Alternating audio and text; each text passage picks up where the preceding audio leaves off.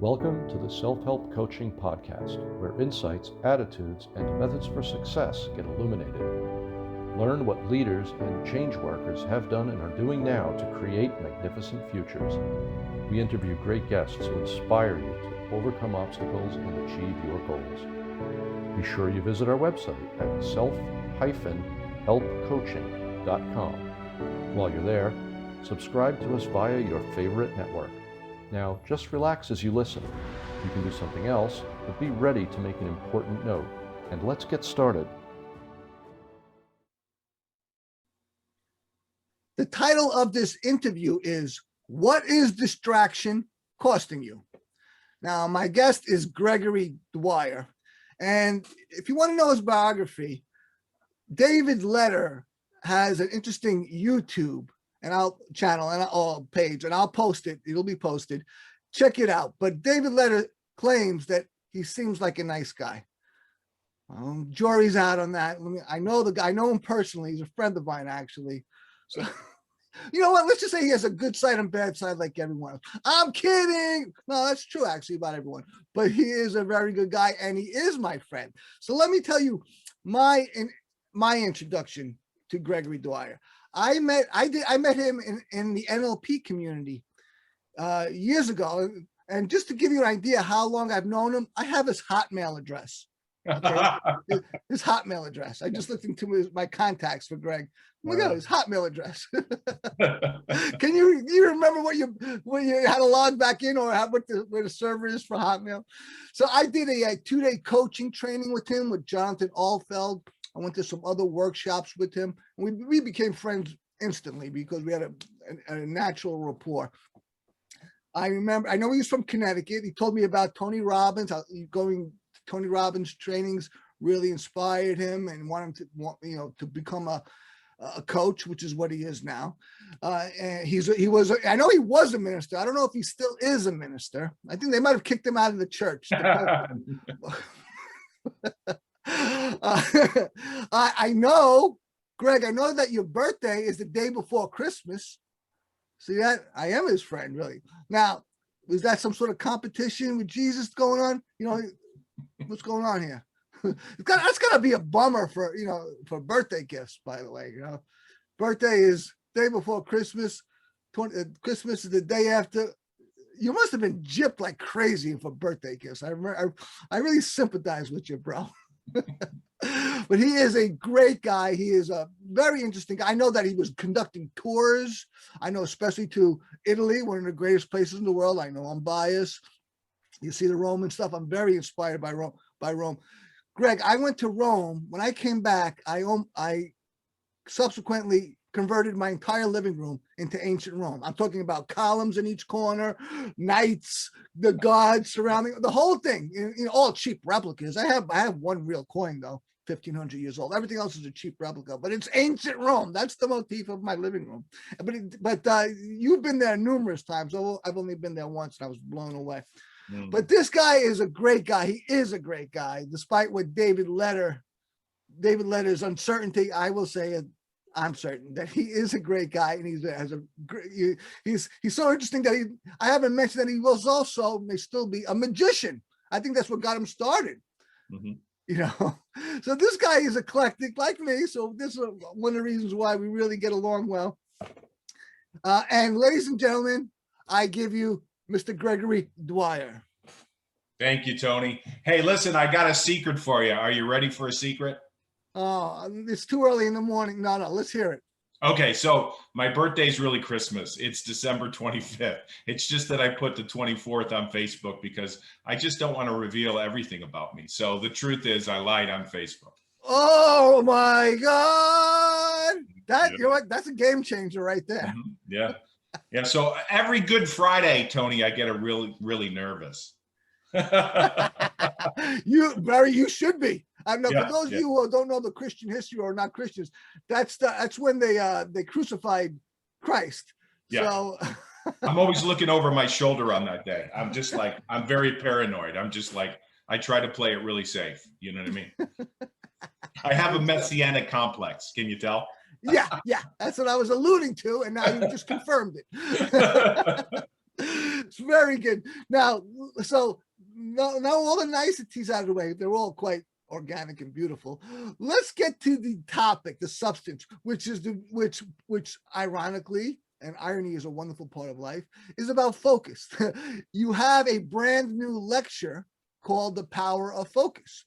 Yes, it's my COVID baby. In the last 12 months, when I haven't been doing anything in the real world, I've been writing. And so I have a next lecture. I think it's May 11th. I'm so excited. Yeah. Live. It's in person. It's not even Zoom. I mean, they're going to Zoom, but it's going to be live. And, I just can't wait. Is that legal? Is that legal? Yeah, no, in Connecticut it is. We're going to wear masks. We're going to be 6 feet, 12 feet, whatever the regulations are. And I mean, hey, I went out to dinner last night with a friend of mine. So yeah, that's legal. This is legal. I don't know about you. You're in New York. Is New York opening or is it closed? I haven't been out of my house in 5 years. I don't know what's going on out there. That's why you decorated it as Italy. I had to ask about the legality of your lecture because I thought it might have been one of my lectures, which have been underground lectures, black market lectures. Right. Well, you have to call ahead. They have to do screening. I think everybody has to leave their telephone numbers so that if anybody cancels, and they're only allowing 20 people. So I called 10 of my best friends and I packed the room. Yes, it was very strategic on your part. Half of the people are going to be plants, Tony. They all know it. They all know the script. I all know them. The check has been cashed already. They're ready to go. Yeah. So the problem that we have, and I can attest to this, like almost everyone else, undoubtedly, in America each year, the estimated cost of employee distraction, just employees distraction, is $650 billion. You can imagine what the cost is in your own life, listener. Tony, can you hold on? I got to take this call. I'm just messing with you, man. I'm just messing with you. And you know what? That was me calling you. It was a test, and you failed. I know. I was also scrolling Facebook while we're talking. Some of my friends want to know when I'm going to meet them. So yeah, no, distraction is terrible. And the average office worker gets distracted every 3 minutes, and it takes them like 23 minutes to get back on track. It's terrible, and it's costly. And in your personal life, I think it's even worse. But I think it's connected. I think if you're really distracted in your personal life, you're going to take that to the office. It's terrible. The thing that I have found, I'm 55 years old now. You look much older. You look great. I just turned 58. On Christmas. I turned 58 on Christmas. I have found that as my ability to focus has increased, my success increases. My ability, ability to be effective, my effectiveness, not ability, my effectiveness increases with my increase in focus. It's a very obvious correlation. The better you can focus, the more effective and successful you can be. This is what I have found, and it is incontrovertible. So this is not just something that's like a good thing to do. It's not useful. This is about as necessary as it gets. Other than breathing and eating, you need to focus. Yeah, and the guy that ran Disney, I think he stepped down, the CEO. He said focus is imperative.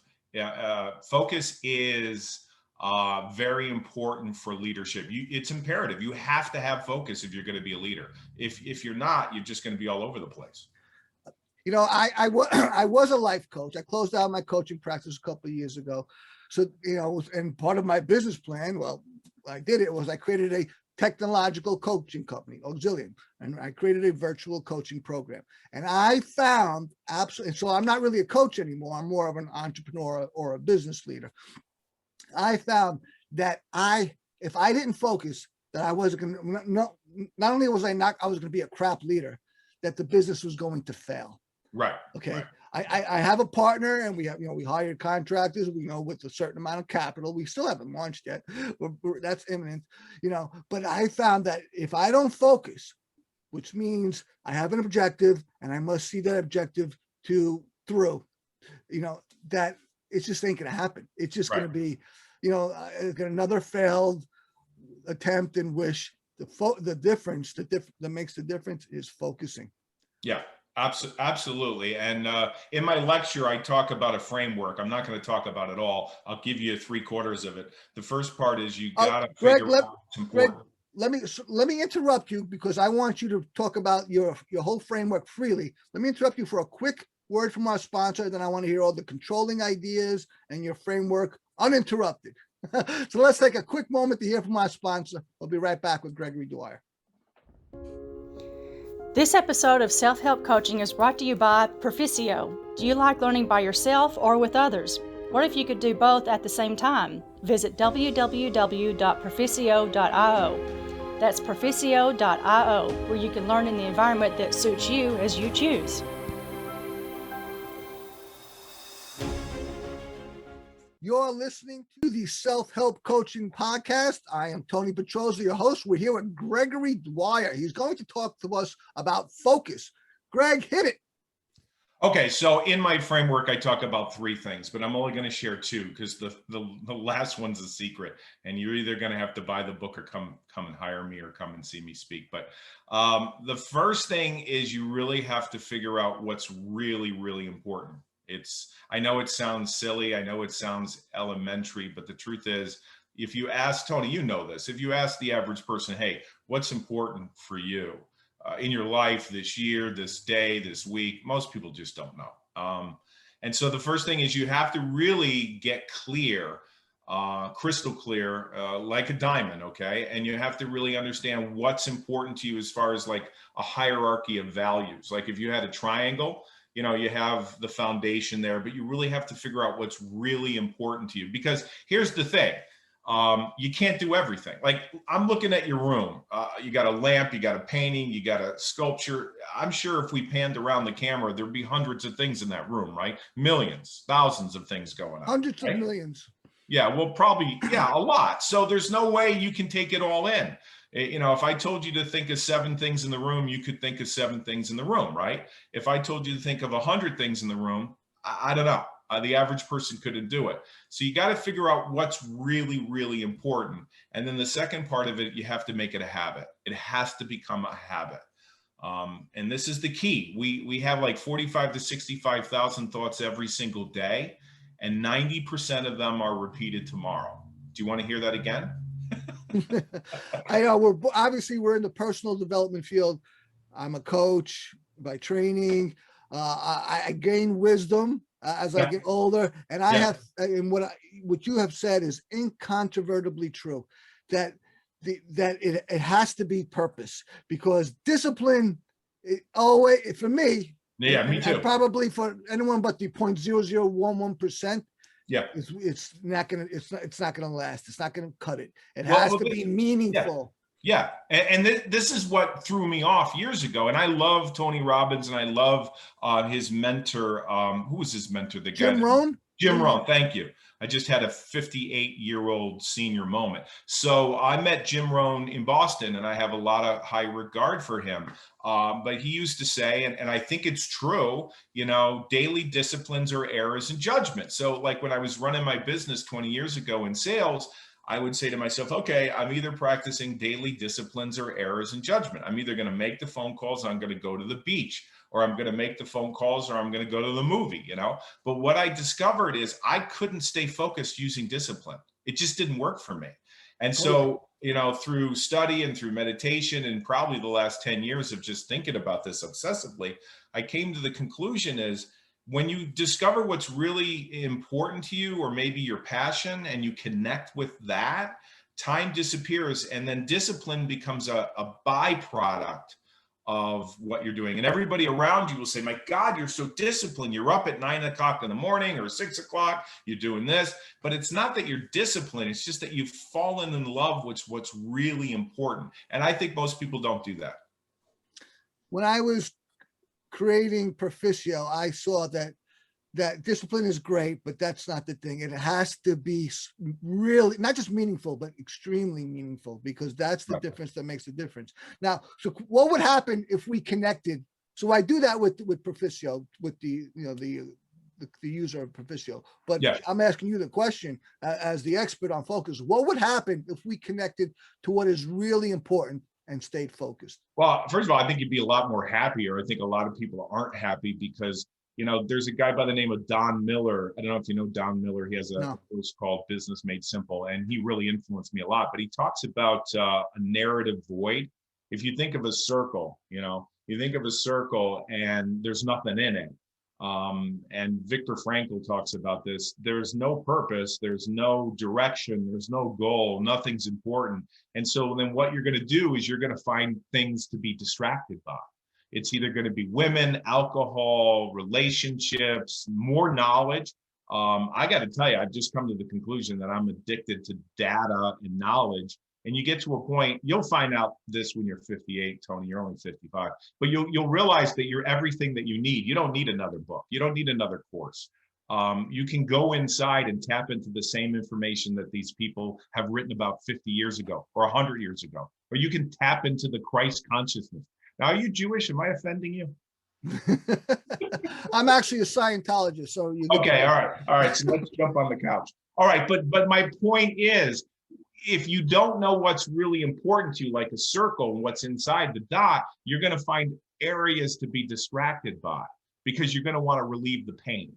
And the sad thing about it is, I think this is a large percentage of the population. So if you connect with what's important to you, you're going to find that you're going to know what you're going to move towards, and you're going to also, as a byproduct, learn how to connect with other people, which, I don't know, in the end of the day, I think that's what it's all about, connecting with people and being of service to them. Did I sound sincere when I said that? Not really. I'm kidding. Can we go back and try this again? Nah, you're great, Greg. We have a wonderful banter. This is wonderful. Well, I love you. I mean, when I first met you, I said, you're crazy. I'm crazy. I don't think we've seen each other in 15 years, but we picked up exactly where we left off. Oh, we have social media. By the way, you're the crazy one. I'm perfectly sane. I may be the only sane one in the world. I'm the only one left. We're living in your basement. Are you kidding me? I know. I keep a close tab on this guy. Let me tell you, viewer or listener. So, quite frankly, I love self-help. And I never met a self-help course I didn't like. I think they're all great. The problem is that we bounce from one to the next, always seeking more and more data, when anyone would basically do, more or less, right? The problem is that we don't persist. And that's when we quit or when we give up, whether it be the conscious decision or subconscious, that's when it's over and not before then. But what's going to keep us going? It's the meaning that you just described that we're talking about. And sorry. No, you're right. We have a mutual friend, Doug O'Brien, right? I love Doug. And he was my first coach. He was my first life coach. Yeah. And we met there, and I love Doug, and he's been on some of my broadcasts. He does this thing called sleight of mouth, and I've read his books. I've gone to his workshops. Just the other day, I said to myself, gosh, I bought a course from Doug about 1.5 years, 2 years ago, and I haven't even opened it up. Exactly. And, people do it. I do it. You do it. And I think it comes from this idea that we think that data is the answer. And I don't want to get into this, but what I talk about is this. You need to know what's important. Then you need to know how to make that a habit. And then you have to keep it a secret. So I'm going to tell a little bit about the secret, but I don't want to get into it much. The secret is going within. It's not looking outside for the answers. And when you go inside and you reflect and you get really real, you realize that you don't need to be chasing the next guru, the next book, the next course. I mean, there's a difference between reading a book or going to a course because you want to sharpen your skill. There's a big difference with going to a course or reading a book or running after a guru because you don't think you're good enough and you need more information to calm the anxiety that you can't deal with. I'm speaking from my own experience. I think you told me this, or we heard this 20 years ago. The average person in personal growth stays in for 20 years. 20 years. If they pick up Think and Grow Rich in the year 2000, they're going to be hooked for 20 years buying books, going to self-help, going to see Tony Robbins. There's no end to it. It's, I don't know what to say. No, I know you should. Right on. I mean, so it's really focus is really the key, and the way and the focus and the way we get focused is for it to be really important to us. Yeah, so you can't, I think the average year, like what are we in 2021? In the average year, like 30,000 books come out every single year. It would take you, Tony, it would take you 17 years to read all those books. You don't have the time, okay? So there's too much information. So you have to say, of all the information that's out there, what's important for me to focus on that I want to be an expert in? And that's it. And it's got to be smaller than all the information out there. Because if you think you have to acquire all that information, you're never going to focus on anything important. It's terrible. When I was creating Proficio, I saw the problems with self-help. The people I isolated the four problems. That's universal. People don't start, people don't apply, people don't finish, people don't continually apply. And these are all the results of distraction, of loss of focus. All right, all of them. Did you just call me? Did you just call me? I got my sister calling me. I haven't heard from her in a long time. Now she's calling me. Let me tell you a story about this. This was like 15, 20 years ago. I was speaking in New Jersey, and a good friend of mine who's been speaking for, 20 years ahead of me, he invited me to share the stage. So he gave me the morning and he had the afternoon. I'm not going to mention the guy's name, but I got up and I think I did like a $10,000 sale that day. So I spoke for 2 hours, and at the back of the room, I sold $10,000 worth of product, which in my day, that was a good day for me, right? So I said to this guy, I won't mention his name, I says, I did really well. And then he got up and he spoke afterwards. And then after, we sat down in the lobby and we just talked about the experience. And I said to this guy, I said, I can't help to think that we're selling weight loss equipment or weight loss supplements to people that are never going to use it, because the percentage of people that actually follow through in the execution process is very, very small. I mean, the average person that buys a book doesn't even read the first chapter. So you know what this guy said to me? Please. Nothing. He totally ignored it. And I thought to myself, wow, I just made 10,000. Maybe he just walked away with 20,000. I don't know. But when I brought up the question that, hey, I don't know if the people that I sold this stuff to are actually going to crack it open, read it and do it and execute it. Don Miller, who has a course called Business Made Simple, which I highly recommend, he says the average person that listens to the videos and reads the book does not execute what they learned. And you're just like, my gosh, what's the problem? They're not focused. That was the critical thing I knew I had to solve when I created the virtual coaching program. You have to keep them focused. You have to keep them persisting and taking action and execution. Let's take a quick moment to hear from our sponsor, and we'll be right back with Gregory Dwyer. This episode of Self-Help Coaching is brought to you by Proficio. What is the key to wealth? It's not just making money. It's not wasting it. Avoiding debt and costly mistakes. To get the wealth mindset, visit www.proficio.io. That's PERFICIO.io, where you can start acting like a millionaire instead of just dreaming to be one. You're listening to the Self-Help Coaching Podcast with Gregory Dwyer. We're talking about focus. Now, Greg has has an interesting model that uses something called agitates. I wanted to elaborate on that a little bit, but let me set it up. He talks about an external agitate. A life of distraction is an unfulfilled life. There's no direction, no purpose, and no focus. A life with no aim is meaningless. So it's a very costly thing to be disfocused and to not have this purpose. The purpose is the critical thing. That's the external agitate. Now, the internal agitate is that this often leads to stress, resentment, addiction, unhappiness, boredom, and an overwhelming feeling of emptiness. So there's some value here. Why don't you take it from there, Greg? Yeah, I mean, you got to touch on the pain points, and the pain point is, if you're talking to a business, you're looking at over $600 billion a year. But on a personal level, you're looking at people that show up for work and they're not giving a full day of attention and focus for what they're doing. But, that's not right. But internally, it's even worse. because people are just living for the weekends. They're having problems on Sunday night. They really don't want to do what they're doing. And they're looking for escapism. You know, you and I think the thing that we have in common is we've never worked a day in our life. We love what we do. You love what you do. I love what you do. You know, we all, have passion because I think we're following our bliss, as Joseph Campbell talked about it. But people that don't have this spelled out for them, there's going to be consequences, and it can even affect a person's health. People are depressed, or they're anxious, or they're just upset. And it shouldn't be this way. So yeah, I talk about the stakes in my workshop called The Power of Focus. I'd say, look, can you imagine what it would be like to live on purpose and really focus on what's important to you? Time's going to disappear and you're going to be more fulfilled. And so, I think this is real. I don't think this is artificial by any means. So I find that the true secret of self-improvement is exactly what you're talking about, is to figure out what your purpose is. And the deeper it is and the more substantive, the better you are. Because right. You'll be able to focus that much simpler. And focus is the thing.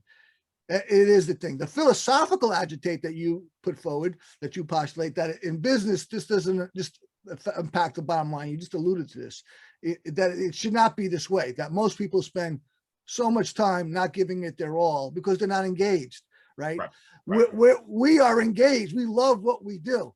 And the more meaning we find in it, the more we love it. And the easier work is, the easier it is to stay focused, the easier it is to stay on track towards our goal. The villain, this is your stuff. The villain, the trickster, is the enemy.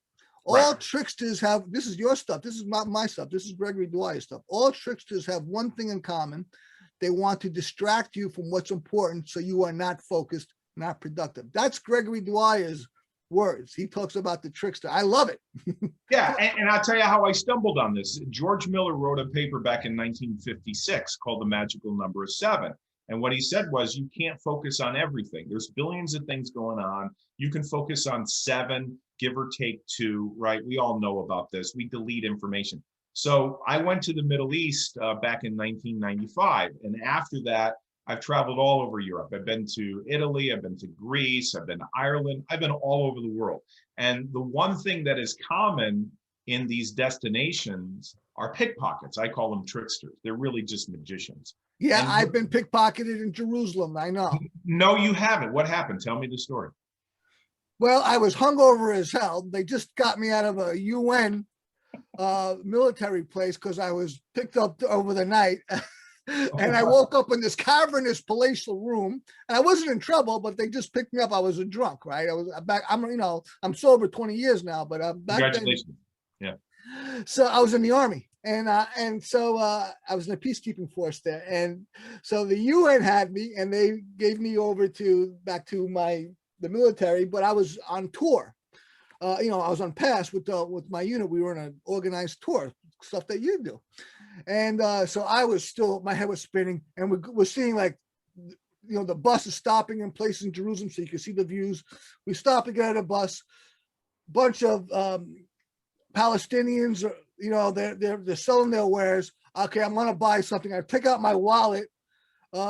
So I wasn't pickpocketed, so that was not accurate. I opened my wallet to pay somebody for something, some trinket, and they swung my wallet. And from New York, I should have known this. I looked back at my wallet; it was empty. Yes, but and that has to do with the alcoholism, quite frankly. Because if it wasn't for the alcoholism, I would never have been so stupid and careless. But I looked back at an empty wallet. Yeah, that's distraction. So I'm in Bethlehem. And this is like my 8th trip. And the guy from, I think, Lincoln, Nebraska gets on the bus. Well, actually, he doesn't get on the bus. He leaves the store and he's in the parking lot. And I said to this guy, get on the bus. And he didn't listen to me. So he opens up his wallet. These people get around him like a bunch of flies. And they're trying to sell him, flutes and scarves. And I said, get on the bus, right? He opens up the wallet. He gives the guy the $1, the $5, closes the wallet, gets back on the bus. That evening at dinner, he opens up his wallet. Tony, everything was gone. It must have been a miracle. It was a miracle, a Bethlehem miracle. Well, here's the miracle. The guy that I work with, his name is Eod. He called the shop and he goes, "Hey, you got the camera footage?" They had the camera footage, right? And they were able to catch the guy and give him back his money. It was a miracle. Yeah. I was being facetious. No, but There you go. it was a miracle. Right. So the first time I really got this, in my body is when I went to the Middle East. I went to the Jordan, I went to Jerusalem, and it was culture shock. There was so much information that I couldn't take it in. So you got sensory overload. So people bumped into me. I had one guy in Gethsemane in Jerusalem come up to me and give me a hug, a complete stranger. And I immediately just pushed them back. But what I tell people is you have to have a hierarchy of what's important when you pack a bag to go on a trip. My number one is passport. My number two is currency. My number three is my camera. So those three things I identify out of everything that I take as important. And then I make it a habit. I make it a habit by putting my cell phone, my passport, and my currency in the same place every single day. I've seen people lose their religion over where's my passport? Where's my phone? Where's my money? Yesterday, I put the passport under my pillow. Today, I put it in the safe. Today, I put it in the suitcase. Because people are overwhelmed, they don't remember if it's Tuesday or Monday because there's too much information. So what I say to people as a metaphor, and Milton Erickson metaphors, I say, you got to identify what's important. Number two, you got to make it a habit. And then lastly, you got to keep it a secret. You can't tell people you're wearing a money belt. The first course of Auxilium is The Way to Wealth by Benjamin Franklin. Okay. So talking about money, talking about wealth. Yeah. In society, we all need it. We all, maybe out in the forest, you don't need wealth in terms of money wealth, financial. That's what we're talking about, right? There's different kinds of wealth, obviously. But in the city, it's damn handy. And even in the rural area, right? But so we need money, and so we work to make money. That's what we do, to earn money, more precisely, more accurately, and to invest money. Invest it. That's what's better. You know what? Right? I mean, basically, you got tricksters that want to take your money. Are you going to be a consumer, Tony? I mean, you're going to be a consumer. You got to buy food and stuff, but you really should be an investor. And, you don't want to turn 60, 65 and go, boy, I should have invested. So that's a distraction too. Buy this. I mean, there's no end to buying stuff. The consumer, it's that consumerism. And indeed, Benjamin Franklin, The Way to Wealth, says, stop spending so much money. You don't need all this crap. You don't need all this. So much of what you buy, you don't need. Start thinking, in a more humble and more in ways that are more real. Soon as I get off this podcast, I'm going upstairs and taking some clothes to the Goodwill. Yesterday, I emptied out a closet. I said, I have too much clothes. I don't have enough space. And I said to myself, well, maybe I need to buy a bigger house. And then maybe I need to get a storage unit. I said, no, what would be easier? Getting rid of these clothes. So right after this is done, I'm going upstairs, I'm packing the bags, and I'm taking it to the drop off. Yeah, it's crazy. There's no end to it. All this stuff and consumerism is I won't say the enemy, because we don't need to think of it in those terms. But if we're not careful, they control us, and we suffer for it. We suffer on multiple levels. So as you write that the stakes of focus is that being focused means living life, and these are Greg's words, living life in the zone where time disappears. Right. And what's important gets done with ease. Yes. Being distracted means wasting time and money and being miserable at work and life. So I'm segueing away from stuff to what happens when we're focused in the zone. So I'm suggesting, I'm framing it as that when you're in the zone, as you described, you're not going to be consumerist. You're not going to be buying all this crap. You're going to be in a state of kind of like bliss, a kind of bliss. Right. And, and the other thing too, is you can't do it 24 hours a day. You need time to sleep. You need time to sleep and eat and do different things. So I don't know about you, but for me, it's the morning. I mean, I've been waking up at 5 in the morning or 6 in the morning lately, but for most people, it's usually the morning. Now, if you have to be at work at 9, that's a different story. Maybe you have to get up at 5 or 6, but it's like a battery on a cell phone. You charge the thing the whole night. And then when you wake up in the morning, you have most of your focused energy in the morning. In the afternoon, it kind of goes down. In the evening, even if people say they're a night owl, you want to get in the zone in a specific time zone, no pun intended. And the mornings tend to be the best time to do it. Me too. Absolutely. I totally concur. So let's take a quick moment to hear from our sponsor. We'll be right back with the man about focus, Gregory Dwyer. This episode of Self-Help Coaching is brought to you by Perficio. What if you could get the results of being coached without a human coach? What if a computer could coach you? Visit www.perficio.io. That's PERFICIO.io, where you can get coached without scrutiny, judgment, or pressure. You're listening to the Self-Help Coaching Podcast with Gregory Dwyer and me, your host, Tony Petrozo. We're talking about one of the most important things there is, focus. And there's so many things, there's so many facets to it. But basically, you've got a critically important thing about focus is that we need education. We need to be educated on why we got to focus, on how to focus, on the facets of focusing, because focus is the thing.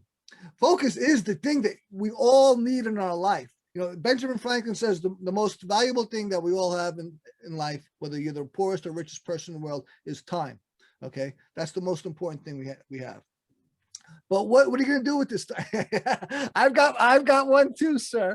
I've got one too. Do you really? Yes. Look at this. I have one in every room in my house. And when I was rewriting my lecture, which I did during the month of March, I got a little timer, like those kitchen timers. And Yep. I set, this is what I did, Tony.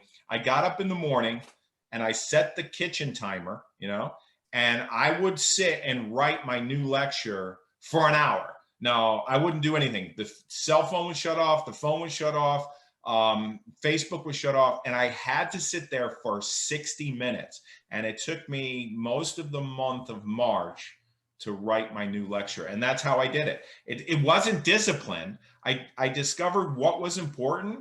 And then for 30 days, I set a timer in the kitchen and I didn't get up until the bell went off. So that's important. And it's the habit. And I got it done. I mean, some people might argue that it was discipline, but discipline was the byproduct. It was the byproduct. The first thing is focus. Can I show you something to do with focus? No, that's it. No props. No, I want you to focus on one of these because I don't know if you realize this. Okay, for those who are listening, you gotta go to the YouTube. He's holding a deck of cards. On the side of the box, there are 5 symbols. Yep. 3 squiggly lines, a star, a square, a circle, and a plus sign. Okay, Right. I'll choose the square. Oh, okay. No, I want you to choose something, but I don't want you to tell me. So okay, all right, then I choose the circle. Okay, you need to focus, Tony. Don't say it out All right, loud. I've selected one. Okay, listen to me. I know what you're going to select. All right, so let me do this. Some of your audience is not going to be able to see this. Is that what you're telling me? No, well, they can go to YouTube if they want to see it. Okay, well, I think they should. Now, I couldn't write it backwards. I wrote your name, Tony. I didn't want to write Anthony. Do you go by Tony or Anthony? I go by both. Okay, so I already know. So let me just, I'm gonna actually write it down. So let me ask you this, and you got to be honest, okay? No. You got to be honest. It's about time you. I usually don't like that, but okay. All right, so I'm gonna hold this in screen the whole time. Yeah. So I have on here your name and my prediction. Okay. So I'm not going to take it out of camera. So you can. So did you pick the circle? No. Okay. I want to let you know that I did do this a couple times. You know what I'm saying? So I wanted to see if I could influence you. The next one is the cross or yeah. Did you think of that? I thought of it, but I didn't select it. Good. I wasn't able to do this too many times. I wanted to bring in this concept of as above, so below, but it didn't get into it. And then this is the water symbol or the squiggly lines. Yeah. Yeah. Did you pick this? No, I didn't select that. And then I have here what you talked about first. Yep. Which is the square. So I discarded that. Good. I'm glad you did. And then You are a star, Tony. That's the one I picked. I picked And you're not the going to star. believe this. Look at this, Tony. This is crazy. Are you ready? You got a star written That's- on the paper is my that's- name and a star. That's And what they I just- wrote. So it's important that we're on the same page, my friend, and I think we are. Very good. That's a wonderful little magic trick that Greg has shared with us. So for those who are listening, you got to have to go to YouTube, and we're at, well, I don't know what the time is now, but I'll make a mention on later on after the fact. So how are we doing for time? How much time do we have? We have 3 hours left, so we're good Oh to my go. gosh, I didn't know this was going to be a marathon. So let's we're coming to the end. All right, there's light at the end of the tunnel. So let me again mention some of your work verbatim. Now you talk about in your your ideology that there's a guide. There's a guide. It's a cult, Tony. We can be clear. It's a cult. I have a master's degree in religion, and most of what I've learned is from the cult background. And I'm looking to start a cult, and I want you to be my right-hand man. I'm in. Let me tell you, that's another thing that we have in common. First of all, I have a very religious background. I wanted to be a priest when I was young, and I can see that. I mean, especially with the alcoholism and the kid touching. No, I'm kidding. No, we can't go there, Tony. I think we're going to have to start this thing over. Do you have an editor? We're going to have to edit this out. So, hey, I'm a former Catholic, so I have certain leeway. But okay. You can say that, I can't say. Right. So, and I love theology. I've studied, the mythologies and the paganism, but also, of course, the, legitimate religions. But then I got into studying of cults. I'm fascinated by cults. Hey, we're both, in the change work field, changing people's beliefs is at really the crux, the core of getting people the outcomes that they want that they haven't been able to do. And what are cults but getting people to believe in some wild crap, right?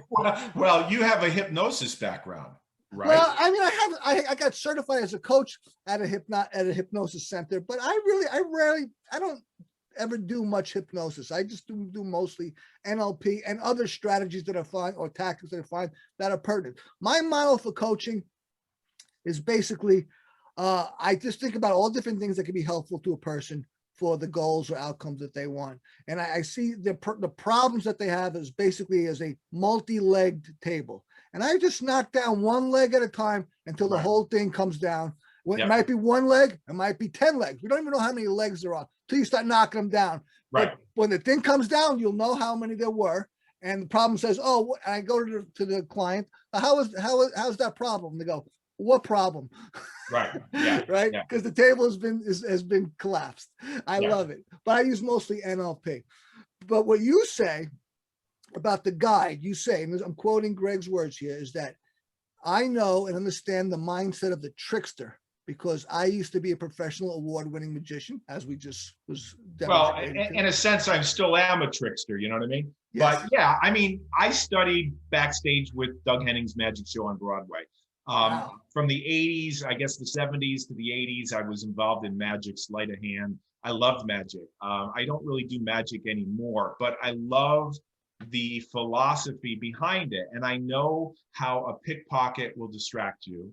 I know how a politician will distract you. It's the science. And so I understand it. I started off in the 70s and 80s wanting to trick people, and it was all about my ego. And I grew out of that. I really did. And now what I want to do is I want to help people understand how they're being tricked, either externally by other people or by themselves. And what it really has to do with is living a life of purpose, knowing what's important, and being a person of contribution. So that's really the shift that's happened for me in the last 20 years, really. I love it. And we, it's a wonderful journey and evolution that we're on. And you and I are on similar paths, and we're from the same tribe. Yeah. So yeah. Great stuff. And I really found that too, when I was a coach, I helped people one-on-one, which was awesome. I had a 90% success rate. So it worked. It was great. I was effective. And then I turned to technology because I saw that I could help a lot more people using technology. So helping people is what we're all about. And we do that with contribution, right? So that's what we do. That's the field that we're in. We're change workers, we're coaches, we're NLP practitioners, and we're so much more than that. Whenever I work with a client, whether it be when I was a life coach one-on-one, or now with Auxilium, with Proficio, which is, I don't even work with them. It's now, I don't even know their name. The technology takes care of them. I saw that you've got to deal with them as an individual, though. That's critical. It has to be, customized to a person as an individual, and not as just some number or someone that, put them in a slot, because people are unique. People are all every person is the greatest gift from God, right? My life is the greatest gift that I could possibly imagine that God has given me. I say that in the most non-religious way possible. But it's wonderful. But and I'm an individual, and that's I for the longest time I found the great challenge that we all have with this greatest gift is to really find our true individuality, right? And to make the correlating contributions, right? Right? Yeah, I agree. That's what they are, right? The so it's not about me. It's about, what I can do in the world, right? What I can, how I can help people, how I can comfort them in my individuality. Right. You know the story of acres of diamonds, right? Oh, this is a great one. Why don't you share it? Oh, okay. So, the guy buys a house and he's looking for acres of diamonds. And of course, he goes looking for them externally. Then he finds out, or later on, we find out that he had diamonds in his backyard. I'm looking at your wall. You got diamonds on your wall, right? You weren't supposed to notice that. Did you do that on purpose for me? I'm not going to answer that question. I love it. I love it. So, I really believe that everyone has within them a diamond that needs to be taken out of themselves and polished. And once they learn the lessons, and this is Joseph Campbell, but once you learn the lessons, the hero's journey, you come back to the tribe where you left to teach them what you've learned. And it has to be love and contribution, and it has to be connecting with people. If it's about your ego or it's about money for you, it's probably not going to work. You're probably not going to last. But I love the diamonds on the back. I don't know if you did that for me, but I got nothing. This is a real wall. I painted it years ago, and I figured maybe I should put my logo here, the diamond. You should have. For those who are listening and not watching, he has a yellow, not a yellow, it's like ochre background. It looks virtual, but it's actually a real wall. A real wall. I painted it. I used to be a painter in college, and so I'm in my kitchen, and I got a access wall. So, hey, can I show you something else about focus? Oh, great! Of course. Let me see one last time, and then we're at the end. So yes, I want. Okay. What about my ebook? We got to tell people about my ebook. We'll get to that, sir. Okay. All right. So, all right. Who's the control here? Me or you? All right. Listen, I think there's a balance. So put your hands like this, Tony, with your thumbs facing up. Okay. Now, between your hands, I want you to think about something that you should focus on, something that you want to accomplish today. So today is Monday, right? Okay. So think about something you want to accomplish today. And as you are getting closer and closer, bring your hands together, consciously or unconsciously. And as you're bringing them together, right? What I want you to do is just imagine that you're going to not only focus on what you want, but you're going to also accomplish what you want. And then when you get to the point where you feel comfortable, just go like this, just bring them together. And what's between your hands is what you want. Now notice your thumbs. Is your left thumb over your right, or your right over the left? The right is over the left. So if the right is over the left, you have a 99% chance of getting what you want. So take it out again and separate it. Now bring it together really fast, but switch the thumb so the other thumb is over other thumb. Doesn't that feel weird? Yes. Feels different. Okay, do it one more time. Bring it apart like this. Now, I'm going to ask you to do something crazy. Cross your wrist. You got to look at what I'm doing. Cross your wrist like this. So you're, okay, and then go like this. Now, if you did it right, your pinkies are on the top. Okay, got it. And your are your thumbs on the bottom? Are you wearing a ring? The ring would be in the middle. No, okay? No ring. All right, now just go like this and just turn it upside down and turn it straight up, just like I did. Wait. You can't do it, can you? Yeah, what happened? All right, what I did, Tony, is I distracted you. You know what? This podcast, this episode's not going to run. This will not be aired. You liked it though. It was funny, right? It was good, right? So you just wanted to humiliate me, is what you set out to do. Very Oh, good. I love you. You're already in on this. Tell the audience you're in on it. You already know about it. I'm a masochist. I loved it. Are you kidding me? Let's do another one. So this is great. I would love to continue, but time is very important for the listener as well as us. Maybe we'll have a subsequent conversation. So let's get to the end of this one. Greg, do you have any final remarks for the listeners and the viewers? Yeah, I wrote a book a couple years ago. It's evergreen. It's called How to Use the Power of Your Mind. And the bottom line is it helps people focus. It's not religious. It's not propaganda. There's nothing to buy. You just simply go to gregdwyerebook.com. So it's my first name, Greg. My last name is D as in diamond, W as in wealth, Y as in young, ER, ebook.com. So if you go to gregdwyerebook.com, you put in your email and then you get the document. It's called How to Use the Power of Your Mind. Former illusionist shows you how to be successful. I'm very proud of it. I've gotten a lot of feedback and it's a gift to you. Fantastic. I know you got like at least 3 websites. By the way, listeners, I don't know if you know that Greg is also a podcaster. He's got a great podcast. I think it's called Diamond Mine. Yeah, I do a podcast. I do a television show. If you're ever up in Tony in Connecticut, I'd love to have you on TV. I have the ebook, I have the radio show, and then I do the speaking. So yeah, and anybody that wants to follow me, it's just gregdwyer.com, GREGDWYER.com. It's my name. It's pretty simple. Great. So you got the gregdwyer.com and gregdwyerebook.com. Go to the latter to get your free gift, get your ebook from Greg.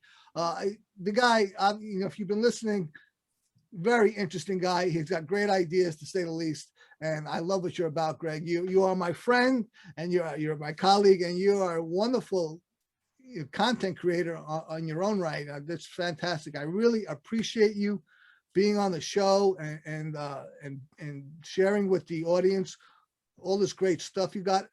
I thank you very much. Thank you. And would you like to say goodbye to the audience? Yes, I would say this: stay focused and mind yourself. And remember, every one of us is responsible for ourselves, and we can all use some help. Thanks, and we'll see you next time on the Self-Help Coaching Podcast. Thank you for tuning in to the Self-Help Coaching Podcast, where insights, attitudes, and methods for success get illuminated. Learn what leaders and change workers have done and are doing now to create magnificent futures. Remember to visit our website at self-helpcoaching.com and enjoy even more great episodes like this one. Again, while you're here, subscribe to us via your favorite network. We look forward to seeing you next time on the Self-Help Coaching Podcast.